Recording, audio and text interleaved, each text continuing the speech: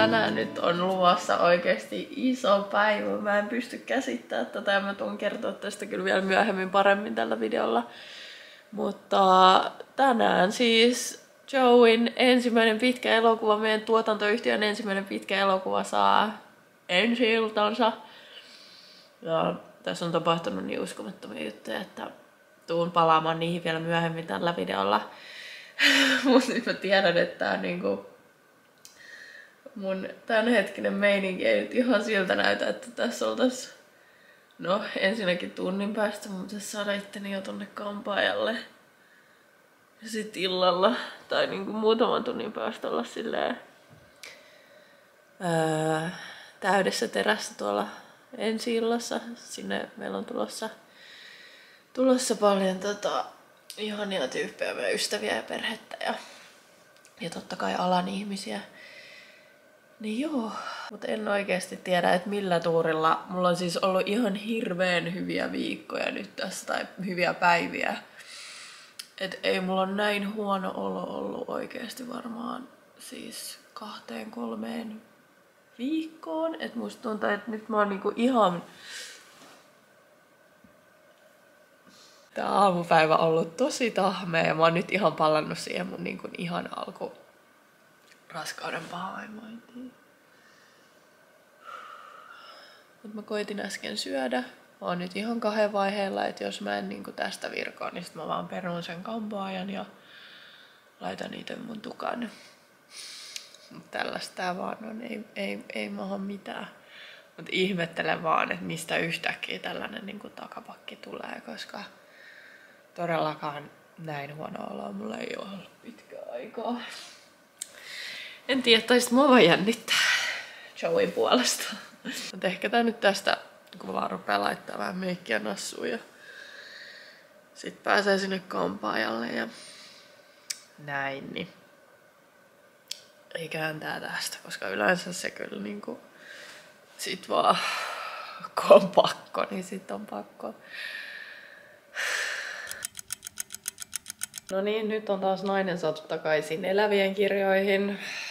Kyllä tässä alkaa niinku olo kohenee ja nyt on meikki tälleen alustavasti valmiina ja mä lähden nyt laittamaan ne mun hiukset. Onneksi mä nyt en vielä kerännyt sitä perua, koska kyllä toi yleensä aina menee niin, että sit kun vaan syö, lepää, niin, ja sit vaan nousee, niin kyllä se siitä sit yleensä auttaa. Jännittääkö Joey? Vähän alkaa jaskettaa. Mä en oo tehnyt mun tukkaa vielä. Siis Joey on ollut vaan niin tuossa seuraavassa projektissa jo, koska siis kuvaukset seuraavan leffaanhan alkaa jo ensi viikolla. Niin mun on pitänyt aina mun on pitänyt aina vähän silleen vedellä naruista nyt takaisin, että ollaan nyt vielä ainakin tää päivä tässä edellisessä hommassa. Nyt mä oon siis menossa kampaajalle. Joey menee kattoo ton kuvausseinän, että kaikki toimii siellä paikan päällä. Ja sitten ei pitäisi olla kuin pari tuntia enää. Apua.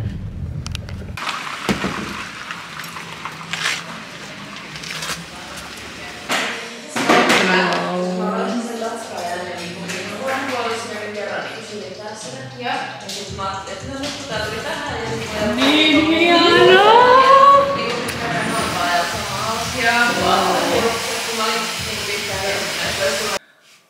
Mä rakastan tätä tukkaa. Tästä tuli jotenkin niin onnistunut, parempi mitä mä ajattelin. Vähän tämmönen niinku sotkunen kikkarikampaus, ja tuolla on tommonen pieni ponnari ylhäällä.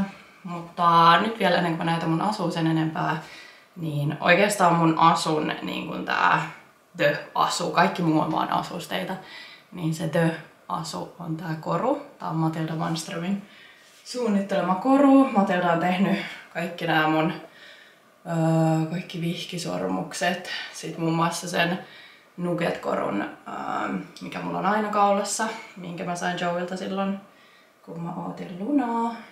Ja nyt sit tää mulla oli muun muassa diilissä tää niinku ite koruosuus.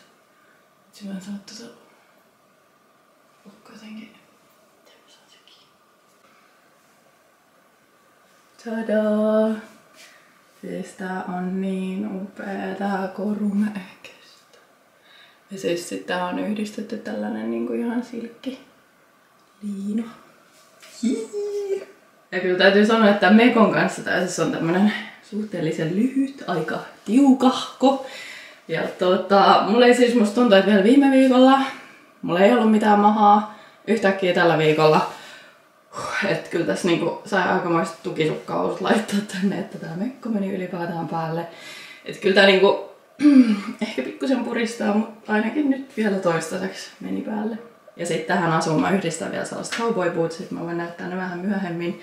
Ja siis, koska tämähän on länkkäri, niin meillä nyt oli vähän tällainen puhukoodi siinä mielessä, että sit halutessaan voi laittaa jotain tällaista pientä western twistia, niin sitten ne cowboy bootsit on vähän niinku se mun western twist. Ja sit koska tässä leffassa aika oleellisessa roolissa on kulta, joka katoaa, niin sitten tää mun asu on ikään kuin se kadonnut kulta.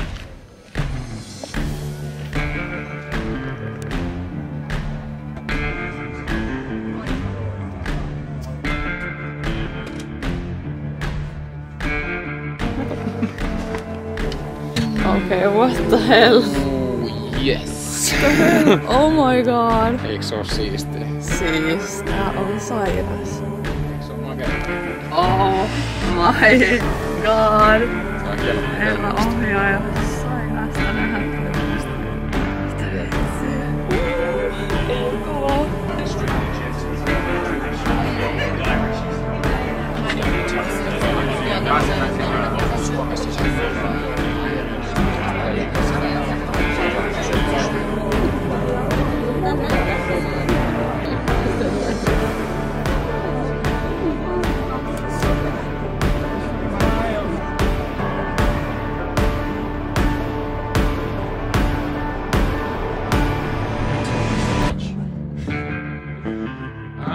I still feel like I'm that kid, and I feel like me standing here now, like, it just goes to show to me that, you know, anything is possible.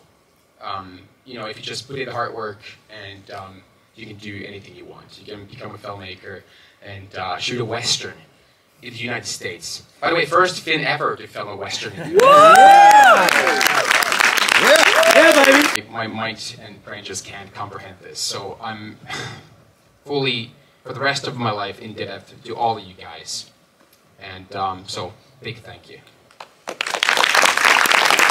Get this show on the road. I hope everybody here likes the movie. Enjoy.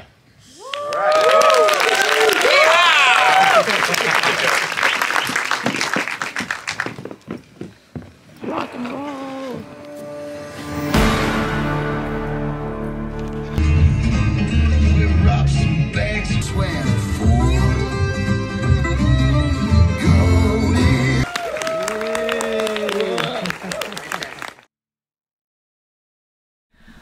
Mikä ilta, ei voi kyllä muuta sanoa. Ja siis vaikka mähän olin jo ihan silleen 11 aikaan kotona päästämässä meidän lastenvahdin kotiin, ja Joella siitä sitten ilta jatkui vielä vähän pidempään, niin jostain syystä mä en tiedä, mun mieli ja kroppa oli varmaan niin kierroksella, että mä en vaan saanut unta, vaikka mä olin niin kuin ns. Ihan aikaisin menossa nukkumaan, niin musta tuntuu, että mäkin olen nukkunut jotenkin niin vähän viime yönä, että senkin takia on vähän sellainen krapulainen olo.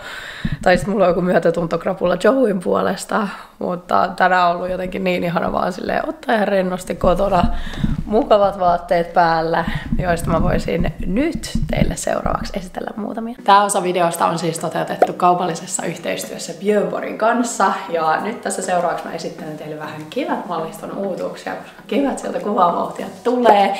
Ja vielä tähän heti alkuun muistutus tästä mun koodista, eli koodilla DORA20 sä saat 20% alennusta koko täysintaisesta valikoimasta. Aloitetaan tästä setistä, mikä mulla on nyt päällä. Tää voisi sanoa, että tää niinku kuuluu mun ehdottomasti silleen vaatekaapin kulmakiviin. Tällainen mukava, rento kollarisetti. Mulla löytyy nämä housut on koossa S, tällainen kollaripaita löytyy koossa M Ihanan pehmeitä matskua. Myöskin täältä sisältä täällä on vähän tällainen niinku fleece-pinta. Sitten mä haluan mainita näistä Björn Borgin Kore-logo-alusvaatteista, koska ei voi olla mukavaa asua ilman mukavia alusvaatteita. Ja nämä on kyllä tällaiset oikein niinku luottoalusvaatteet. Ihanan kevyet, tosi pehmeät ja siis tuntuu siltä, kun ei olisi käytännössä alusvaatteita ollenkaan.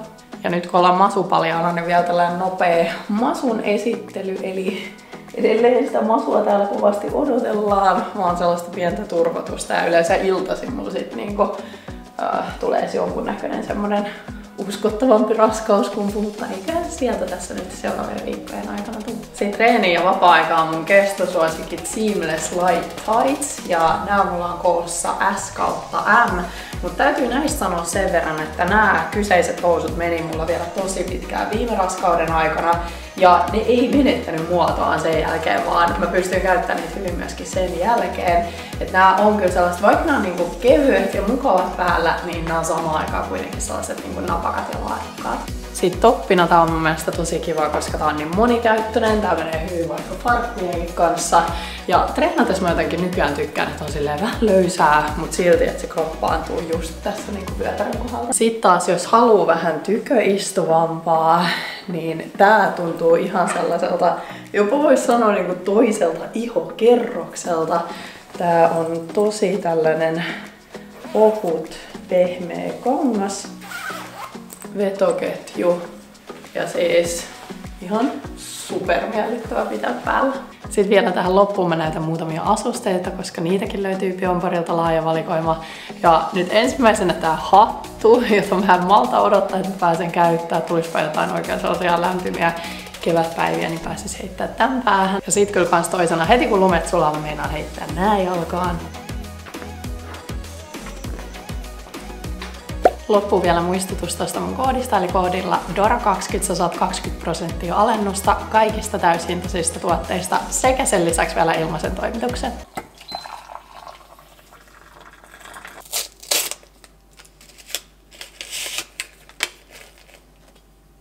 Mä ajattelin, että mä voisin nyt vielä hetkeksi aikaa istua alas ja vielä palata vähän tuohon ensi-iltaan ja ylipäätään koko tuohon leffaan, koska mä voin ymmärtää, että siellä on varmasti monia tai ainakin muutamia, jotka on vähän silleen, mikä vitsin ensi-ilta yhtäkkiä, että niinku, mikä juttu tää on, kukaan ei ole sanonut missään mitään, yhtäkkiä on joku ensi-ilta ja näin, niin mä nyt yritän kertoa tällaisen todella pitkän ja polveilevan tarinan teille tälle mahdollisimman tiivistettynä. Mutta siis muistatte varmaan, kun Joey lähti silloin tasan vuosi sitten kuvaamaan ensimmäistä pitkää elokuvaa Jenkkeihin, niin se on siis tää leffa, joka nyt sai ensi-iltansa. Ja Joey siis silloin oli päättänyt, että okei, nyt on se hetki, kun hän lähtee toteuttaa unelmansa, joka hänellä on ollut ihan pienestä lapsesta saakka. Ja nyt on se hetki, kun hän tekee sen pitkän elokuvan. Ja vieläpä päätti haukata sen verran ison palan kakkua, että oli myöskin ensimmäinen suomalainen, joka koskaan on tehnyt westerniä Jenkeissä.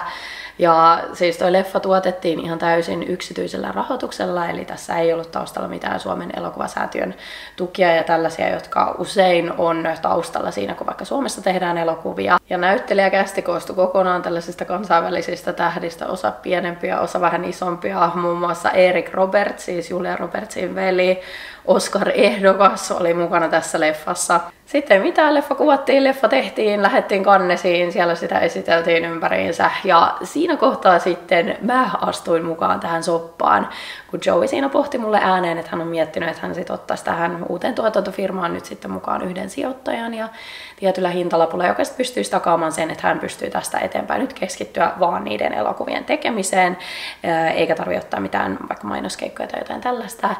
Niin siitähän minä löin lusikkani siihen soppaan ja sanoin, että mitäs jos mä olisinkin se sijoittaja, siis tietämättä koko elokuva-alasta yhtään mitään, niin päätin tehdä tuollaisen aika, voisi sanoa, että hullun riskisijoituksen, mutta siinä kohtaa musta olisi tuntunut vielä hullumalta, että se siivu tuosta firmasta oltaisi tuossa kohtaa annettu jollekin muulle perheen ulkopuoliselle. Myöskin mä päädyin mukaan elokuvabisnekseen perustamaan uuden firman ja ottamaan mun ensimmäisen askeleen pääomasijoittajana. Sitten eipä mennyt aikaakaan, kun kävi tää kaikista uskomattomia juttu, mitä tuolla leffalla tavoiteltiin, oli se, että jenkkimarkkinoilta löytyy ostaja. Ja näin kävi. Ja vieläpä se, että se leffa päätyy yhden isoimmista välittäjistä suoratoistopalveluun yli 75 miljoonalle silmäparille. Ja siis sen jälkeen sitä leffaa on nyt myyty ympäri maailmaa, Iso-Britanniaa, Saksaa, Australiaa, Viroa. Suomessakin tota leffaa tullaan näkemään muun muassa Yleltä, Apple TVn kautta. Eihän tässä voi olla muuta kuin silleen wow. Ja nyt jo ensinnäkin se, että Joey oikeasti tyhjästä nyhjäsi hänen oman ensimmäisen pitkän elokuvan ja samalla toteutti unelmansa, niin eihän siinä voi olla kuin silleen wow, mutta samaan aikaan totta kai, että niinku siitä elokuvasta on myös jo nyt saanut silleen tuottosan bisneksen, niin sen voi sanoa jo, että se on niinku Amerikan temppu. Vielä pisteenä iin päälle, että sille löytyi jenkkimarkkinan ostaja, joka on silleen, että aika harva leffa täältä käsin päätyy jenkkeihin, joka on kuitenkin niinku elokuvabisneksen se suurin näyttämö.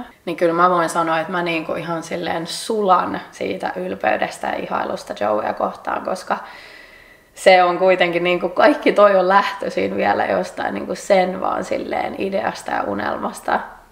Niin ihan uskomatonta. Joo, että sellaista pientä täällä. Ja siis seuraavaan leffaahan lähdetään kuvaan jo pari päivän päästä. Ja siis voi sanoa, että siitä on tulossa vielä silleen, jos toi eka oli silleen aikamoinen, niin toi toinen se on kyllä niin kuin ihan next level juttu. Mutta siitä sitten ehkä lisää vähän myöhemmin. Kiitos, että katsoit videon. Ei muuta kuin laitahan peukkoa pystyyn ja me nähdään taas ensi videolla. Moido!